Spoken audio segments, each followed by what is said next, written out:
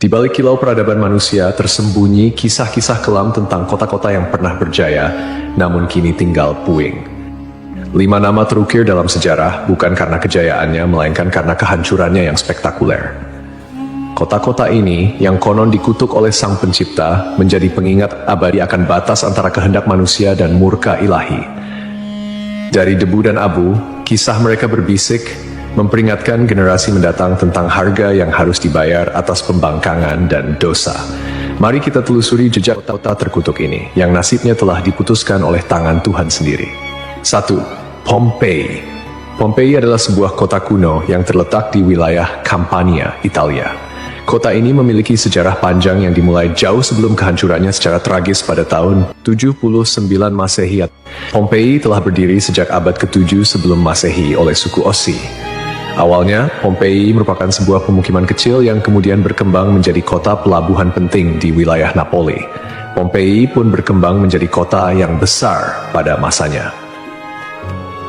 Kota ini juga dikenal yang jauh lebih subur daripada tempat lain, karena Pompei terletak di kaki Gunung Vesuvius, sebuah gunung berapi purba yang merupakan satu-satunya gunung berapi aktif di Eropa. Para petani di kota ini banyak yang menanam anggur dan zaitun. Kesuburan tanah ini merupakan salah satu faktor utama yang mendorong pertumbuhan dan kemakmuran Pompei selama berabad-abad. Meskipun Gunung Vesuvius telah lama menjadi bagian dari lanskap kota Pompei, penduduk kota tampaknya tidak menyadari bahaya yang kelak akan ditimbulkannya. Gunung Vesuvius diketahui telah tidak aktif selama berabad-abad, dan pengetahuan vulkanologi pada masa itu masih sangat terbatas. Kota Pompei merupakan bagian dari wilayah kekuasaan Romawi kuno. Banyak dari masyarakatnya merupakan keturunan Romawi, dan di seluruh wilayah Kekaisaran Romawi kuno, praktik prostitusi memang dilegalkan. Namun Pompei menawarkan sesuatu yang lebih. Diperkirakan ada 35 rumah bordil yang tersebar di kota ini. Di Pompei ada beberapa lupanar, dengan yang paling terkenal disebut Lupanar Grande, yang merupakan satu-satunya rumah bordil besar yang ditemukan di sana. Kata lupanare sendiri berasal dari kata Latin lupa, yang berarti serigala betina, istilah yang juga digunakan untuk para pelacur pada zaman itu. Di dalam Lupanar Grande, ditemukan kamar-kamar kecil dengan lukisan erotis di dinding, yang kemungkinan besar digunakan sebagai semacam menu untuk layanan yang ditawarkan di sana. Rumah bordil ini memiliki 2 lantai. Lantai pertama diperuntukkan bagi kelas bawah, sedangkan lantai kedua digunakan oleh pelanggan kelas atas. Jumlah yang tergolong banyak mengingat Pompei hanya seluas 12 km² dengan populasi sekitar 11.000 orang. Untuk menuju rumah bordil, jalanan di Pompei diberi petunjuk arah berupa pahatan falus alat kelamin laki-laki, sebuah tanda untuk membantu orang asing yang mungkin mabuk berat atau tidak bisa berbicara bahasa lokal. Praktik prostitusi biasanya dilakukan oleh para budak yang memasang tarif sangat murah. Bahkan tarif di Pompei jauh lebih murah daripada di wilayah Kekaisaran Romawi lainnya. Dengan membayar setara harga seperempat gelas anggur, setiap laki-laki yang datang ke Pompei sudah bisa memesan pelacur. Pada salah satu dinding aula, ditemukan tulisan yang artinya, "Jika Anda mencari pelukan manis di kota ini, semua gadis di sini tersedia." Hubungan seksual yang diwajarkan tidak hanya terjadi antara laki-laki dan perempuan saja. Penemuan grafiti menunjukkan bahwa homoseksual dan pemerkosaan anak juga menjadi hal yang biasa di Pompei. Temuan inilah yang membuat Pompei dijuluki sebagai kota maksiat, terlepas dari arsitekturnya yang megah dan keberagaman karya seninya. Akhirnya, setelah kegiatan maksiat di kota ini semakin parah dan menjadi pemandangan yang lumrah, pada tanggal 24 Agustus 79 Masehi, sekitar tengah hari, terjadilah letusan mahadahsyat dari Gunung Vesuvius. Gunung ini mengeluarkan kolom erupsi yang luas dan tinggi hingga mencapai ketinggian 33 km. Abu vulkanik dan batu apung mulai berjatuhan di Pompei dan di daerah sekitarnya. Tebalnya erupsi menyebabkan kegelapan di siang hari dan membuat orang-orang kesulitan untuk bernapas, sehingga penduduk Pompei banyak yang tidak sanggup melarikan diri. Kemudian pada malam hari, letusan mencapai puncaknya. Serangkaian awan panas yang mematikan mulai menyapu kota dengan kecepatan tinggi dan membunuh siapapun di kota tersebut. Meskipun sulit untuk memastikan jumlah korban jiwa yang tepat, diperkirakan ada sekitar 2.000 orang yang tewas di kota Pompei, meskipun banyak juga yang berhasil melarikan diri pada tahap awal erupsi. Namun, mereka yang tak tinggal atau terlambat melarikan diri menghadapi nasib yang sangat mengerikan. Kota maksiat ini hancur lebur bersama 500 tahun. Setelah sekian lama, Pompei ditemukan kembali pada abad ke-18 dan penggalian yang dilakukan mengungkapkan banyak artefak serta mumi-mumi yang terkubur di bawah abu vulkanik. Pompei kini menjadi simbol peringatan akan bahaya dari keangkuhan dan dosa manusia.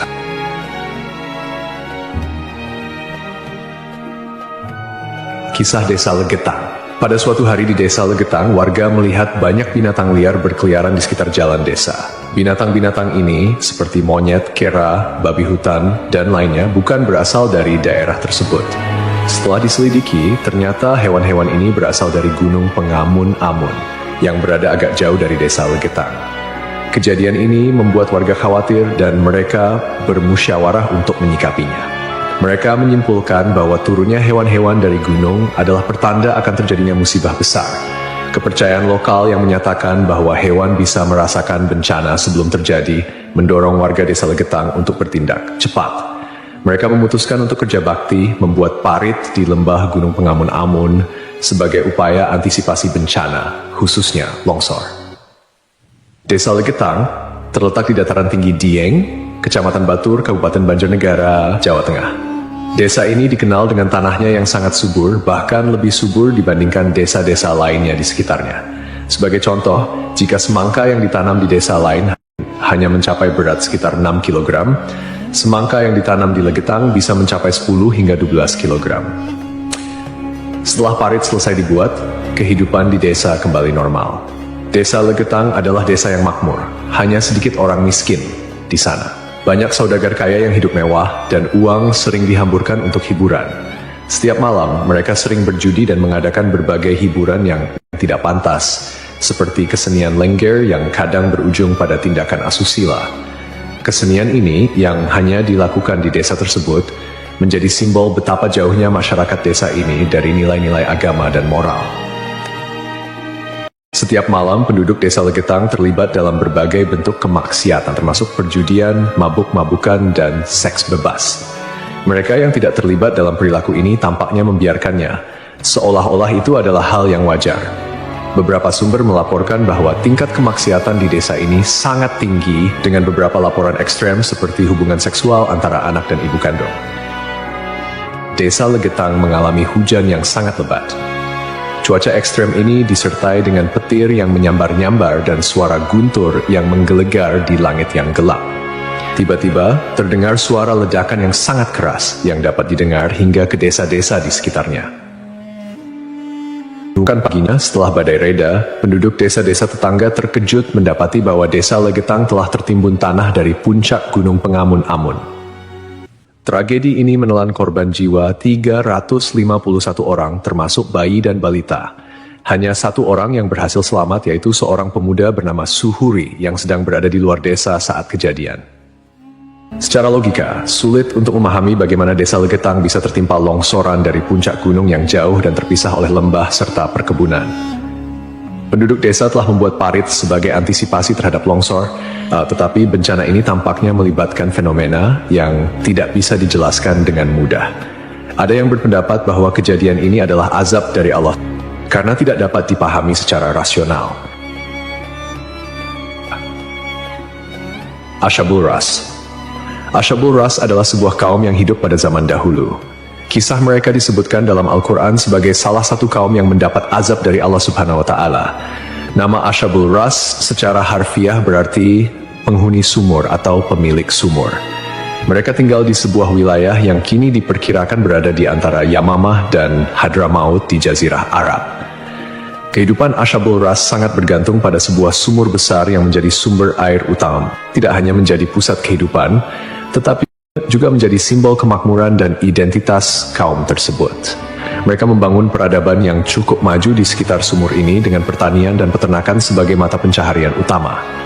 Namun, meskipun telah diberi nikmat berupa sumber air yang melimpah, Ashabul Ras justru menyalahgunakan anugerah tersebut. Mereka mengembangkan sistem kepercayaan yang menyimpang dan menyembah pohon cemara besar yang tumbuh di dekat sumur mereka.